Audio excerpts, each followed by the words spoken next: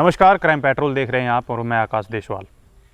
आज की जो स्टोरी है वो कुछ अलग है, कुछ डरावनी है, लेकिन इसमें दो शख्स ऐसे इन्वॉल्व हैं, जब इसके बारे में आपको उनका पता लगेगा तो आप शुरुआत में यकीन नहीं करेंगे। स्टोरी की शुरुआत करने से पहले मैं आपको बता दूं, अगर आप हमारे चैनल पर नए हैं और आपको क्राइम की स्टोरियाँ सुनना पसंद है तो आप हमारे चैनल को अभी के अभी सब्सक्राइब कर दीजिए और साथ में इस वीडियो को लाइक करना बिल्कुल ना भूलें।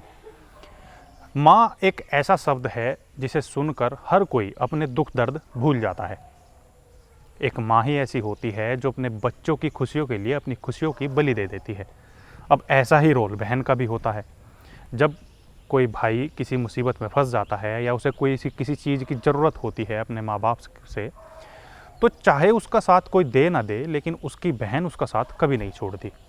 आज जिस स्टोरी का जिक्र हम आप लोगों के सामने कर रहे हैं, उसमें माँ दो बहनों को, जो उसकी बेटियां भी हैं, उनको चोरी करना सिखाती है। अब आप कहेंगे कि चोरी का मतलब कोई ऐसी वैसी चोरी नहीं, बच्चों की चोरी करना। और इतना ही नहीं, जब इन्हें ये लगता कि ये बच्चे इनको पकड़वा सकते हैं तो उन बच्चों को बुरी तरह से मौत के घाट उतार देना। और ये मौत को घाट उतारने का सिलसिला, जो ये घटना को अंजाम देते थे, वो इतना दुर्दांत होता था, इतना खतरनाक होता था कि कोई सपने में अपने दुश्मनों के लिए भी ऐसी मौत ना सोचे। साल 1990 से 1996 मुंबई के लिए, महाराष्ट्र के लिए ये 6 साल बच्चों के लिए काला इतिहास के रूप में जाने जाते हैं।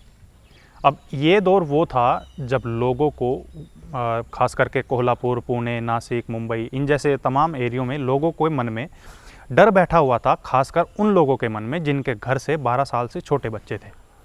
अब ये डर इसलिए था क्योंकि इस समय बच्चे गायब हो रहे थे और बच्चों को गायब करने वाले थे इन माँ बेटी की तिकड़ी, जिसमें रेणुका, सीमा और इनकी माँ अंजना शामिल थे। अब इस दौरान जब बच्चे गायब हो रहे थे तो लोगों को इनके बारे में पूरा पता तो नहीं था, लेकिन वो इस बात को जानते थे कि जो बच्चों की चोरी होती है उसे दो लड़कियां मिलकर अंजाम देती हैं।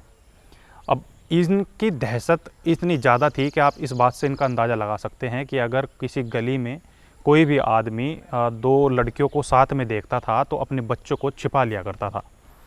और इन दोनों बहनों को अपराध में धकेलने वाली थी इनकी माँ। अब ये बात सोचने की है कि वो माँ कैसी रही होगी, कैसी उसकी मानसिक स्थिति रही होगी कि उसने अपनी दोनों बेटियों को अपराध की दुनिया में धकेल लिया। हमारे यहाँ तो अगर बेटियों से कुछ गलती भी हो जाती है तो उसकी चप्पल से पिटाई होती है, खासकर बेटों को भी नहीं बख्शा जाता, बेटों को तो और ज़्यादा पिटाई होती है। लेकिन ये ऐसी माँ थी जिसने अपनी दोनों बेटियों को अपराध की दुनिया में धकेल लिया और बच्चों को चोरी करना सिखाया।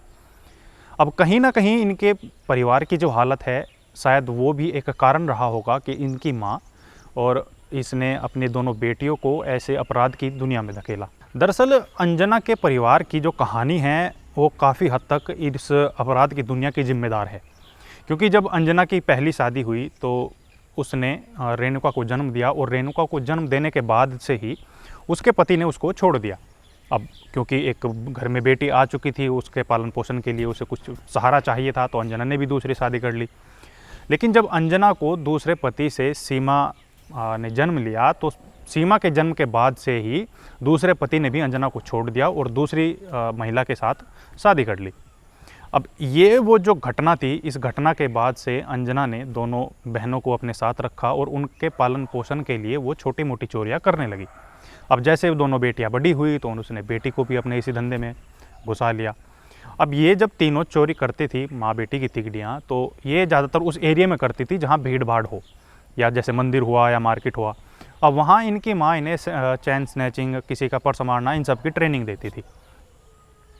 लेकिन अब धीरे धीरे समय बीतता रहा, दोनों बहनें जब 15 से 17 साल की हुई, अब इस दौरान रेणुका की शादी हो जाती है और इसके पास एक बेटा भी होता है। लेकिन ये चोरी करना नहीं छोड़ते। अब क्योंकि दिन निकलते ही इनका बिजनेस स्टार्ट हो जाता था चोरी का, और रेणुका और सीमा का ज़्यादातर एक ही जगह पर जाती थी जहाँ ये अपनी चोरी की घटना को अंजाम देती थी। लेकिन अगर 1990 में ये घटना ना घटती तो शायद ये बच्चों की चोरी करने के अपराध में अंदर ना जाते, बच्चों को चोरी करना ना सीखते। दरअसल हुआ यूँ कि मंदिर में एक सीमा एक महिला के साथ चोरी की घटना को अंजाम दे रही थी, लेकिन महिला उसको पकड़ लेती है। अब इतने में ही जब वहाँ भीड़ इकट्ठा होती है, महिला शोर मचाती है, तो सीमा को चारों तरफ से लोग बाग घेर लेते हैं और उसे भद्दी भद्दी गालियाँ देना शुरू करते हैं। अब इसी बीच क्योंकि महिलाओं का मैटर था तो महिलाएं ज़्यादा उतारू होती हैं और सीमा को पीटने के लिए उतारू हो जाती हैं। लेकिन क्योंकि दोनों बहनें एक जगह साथ जाती थी तो रेणुका ने सीमा को फंसता हुआ देखा। अब रेणुका के हाथ में एक छोटा बच्चा था, तो जैसे उसने देखा कि सीमा फंस चुकी है और उसका यहाँ से निकलना बहुत मुश्किल है, तो वो अपने जो उसकी गोद में बच्चा होता है उसको ज़मीन पर पटक कर मारती है। अब इतना जब छोटा बच्चा नीचे गिरता है तो वो तेज़ आवाज़ के साथ रोता है। अब ये जाहिर सी बात है कि अगर कहीं आप मार्केट में हो और किसी का बच्चा इतनी तेज़ आवाज़ से वो भी अचानक से रोने लगे तो सभी का ध्यान उसकी तरफ जाता है। अब यही सीन हुआ इस घटना के साथ हुई। तो जो आदमी सीमा को या जो महिलाएं जो सीमा को मारने पर उतारू थी उन सभी का ध्यान रेणुका के बच्चे की तरफ जाता है। अब इतने में ही सीमा उस मौके का फ़ायदा उठाती है और वहाँ से निकल जाती है। अब इस घटना के बाद से रेणुका और सीमा और इन दोनों ने जब अपनी माँ को इस घटना के बारे में बताया तो बात करने के दौरान ही इन्होंने इनके अंदर एक नया आइडिया पनपा अपने बिज़नेस को बढ़ाने का। बिज़नेस यानी कि चोरी के बिज़नेस को बढ़ाने का। इन्होंने सोचा कि बच्चे एक ऐसी चीज़ हैं कि जिसके ज़रिए वो जुर्म करवा भी सकती हैं और अगर वो पकड़ी जाती हैं तो वो बच्चों के ज़रिए जुर्म से बच भी सकती हैं। अब बस यही 1990 की इसी घटना के बाद से इन्होंने बच्चों की चोरी करना शुरू कर दिया। अब इसके बाद इन तीनों के मन में एक खतरनाक प्लान जन्म ले चुका था कि अगर हम बच्चों की चोरी करेंगे तो इनके बिज़नेस के लिए, इनकी चोरी के लिए ये अच्छा रहेगा। अब इसके बाद इन माँ बेटी की तिगड़ी ने 1990 से लेकर 1996 तक करीब 3 दर्जन से ज़्यादा बच्चों की चोरी की। अब ये जब बच्चों की चोरी करते थे तो एक टारगेट फिक्स कर लिया करते थे कि या तो बच्चा बिल्कुल ही छोटा हो या मतलब उसकी 12 साल से कम उम्र हो, ताकि उसको बहला फुसलाकर अपने पास लाने में आसानी हो। दोनों बहनों ने 1990 से लेकर 1996 तक 40 से ज़्यादा बच्चों के किडनैप किए थे। इन बच्चों में पुलिस ने संतोष, बंटी, स्वाति, गुड्डू, मीना, राजा, श्रद्धा, क्रांति, गौरी और पंकज के अपहरण साबित कर दिए थे। इसके अलावा सिर्फ संतोष, श्रद्धा, गौरी, पंकज और अंजलि की नृशंस हत्या ही साबित हुई थी। ये तीनों माँ बेटी बच्चों को इतनी बुरी मौत देते थे कि अगर मतलब हमें बताने में भी थोड़ा हम असहज महसूस कर रहे हैं कि ये सोचने की बात है कि कोई माँ, भले ही वो दूसरी हो, लेकिन बच्चों को मारना पीटना तक एक बात अलग होती है, लेकिन इतनी बुरी मौत मारना के खुद सोचने की बात है कि अगर दूसरे का बच्चा भी नीचे गिर जाए तो उसके दुख से कभी कभी हमें भी दुख होता है, क्योंकि जब उसको चोट ज़्यादा लगती है, यहाँ तक कि अगर कोई जानवर भी मर जाता है या किसी इंसान का भी एक्सीडेंट होता है तो उसके दुख से हमें दुख होता है। लेकिन ये जो माँ बेटी की तिगड़ियाँ थी ये इतनी निर्दयी हो चुकी थी अपने लालच में आकर, सिर्फ चोरी के लालच में कि कुछ इनके हाथ लग जाए, उसमें बच्चों को इतनी बुरी मौत मारती थी कि ये सोचने पर भी रोंगटे खड़े हो जाते हैं। इनकी कुछ घटनाएं ऐसी हैं जिनको अगर हम आपको बताएं तो आप यकीन नहीं करोगे कि इन्होंने एक 1.5 साल के लड़के को बस स्टैंड पर खंबे से उसका सिर पटक पटक कर उसको मौत के घाट उतार दिया था। अब ये जो सीन है, अगर हम सोचें इस सीन को भी तो भी हम बौखला जाते हैं कि ये क्या, मतलब हम बोल क्या रहे हैं। क्योंकि एक 18 महीने का बच्चा जो ठीक से बोल भी नहीं पाता, जो अपने दर्द का या अपनी खुशी का एहसास भी नहीं कर पाता, उस बच्चे को खंबे पर पटक पटक कर मार देना ये अपने आप में हिला कर रखने वाला है। और इसके बाद ये यहाँ नहीं रुकी, इसके बाद ये मिलकर खूब हंसी। जब वो बच्चा जब दर्द से तड़प रहा था तो उस दर्द में ये तीनों हंस रही थी और उसके बाद इन्होंने वड़ा पाव भी खाया। इसके बाद इन्होंने एक 1.5 साल की बच्ची को मौत के घाट उतार दिया और उसे एक बैग में बंद कर दिया, जिसके बाद ये उस बैग को सिनेमा हॉल लेकर गए। वहाँ इन्होंने पिक्चर देखी और सिनेमा हॉल से लौटते हुए इन्होंने उस बैग को कहीं फेंक दिया। अब इसी कड़ी में इन्होंने एक छोटा बच्चा था, 1 साल का बच्चा था, जिसके शरीर पर 42 घाव किए थे। अब सोचने की बात है कि अगर हमें शरीर पर कहीं एक खरोच भी आ जाती है या छोटी सी चोट भी लग जाती है तो हम दर्द से चिल्ला उठते हैं, लेकिन एक छोटा बच्चा 1 साल का जो बोल भी नहीं पाता, उसके शरीर पर 42 घाव, ये इन लोगों की मानसिकता दिखाता है कि ये कितने गिर चुके थे। और वहीं एक 4 साल के लड़के की इन्होंने हत्या की और उसके शरीर पर एक नक्शा बनाया, एक डिज़ाइन बनाया। मतलब तुम किसी को मार दो और मारने के बाद उसके शरीर के साथ ऐसी दुर्दशा करो कि देखने वाला भी हिल जाए, देखने वाला भी खौफ खा जाए कि कितनी बुरी मौत उसको दी है। अब इन तीनों का धंधा बढ़िया फल फूल रहा था। लेकिन इसी बीच इनसे एक ऐसी गलती हो जाती है जो इनके पूरे खौफनाक खेल को एक झटके में ख़त्म कर देती है। दरअसल हुआ यूँ कि 1996 में अंजना ने रेणुका और सीमा के साथ मिलकर अपने पहले पति मोहन और प्रतिमा की एक बेटी की हत्या की थी। अब इसके बाद इन्होंने दूसरी बेटी की भी हत्या की प्लानिंग की, लेकिन इस बार इसकी भनक प्रतिमा को लग जाती है और प्रतिमा इसको देखते ही जैसे उसको उसकी भनक लगती है तो तुरंत पुलिस के पास जाती है और पुलिस को अंजना के इस खेल के बारे में बताती है। अब पुलिस अंजना के घर छापेमारी करती है उसकी शिकायत पर। तो जब पुलिस वहाँ छापेमारी करती है तो वहाँ कई बच्चों के कपड़े, खिलौने, पुलिस को ये सब बरामद होता है। अब पुलिस इस शक के आधार पर इन तीनों की तिगड़ी को गिरफ्तार करती है।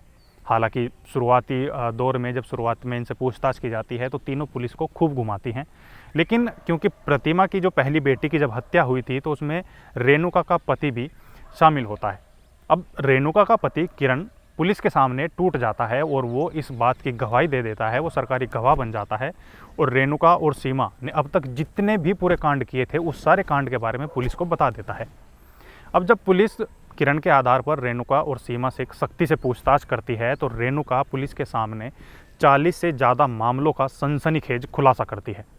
हालांकि जब इस मामले की जांच होती है तो पुलिस उसमें से 13 अपहरण और 5 हत्याएं ही साबित कर पाती है, लेकिन क्योंकि जब पूरा खेल लोगों के सामने आ चुका था तो इन तीनों को पुलिस ने जेल भेज दिया। अब जेल जाने के 1 साल बाद अंजना की जेल में मौत हो जाती है, लेकिन अब केस चलता है। जो बच्चों की इन्होंने निर्मम हत्या की थी उसके खिलाफ इन पर बहुत सारी धाराएं लगती हैं।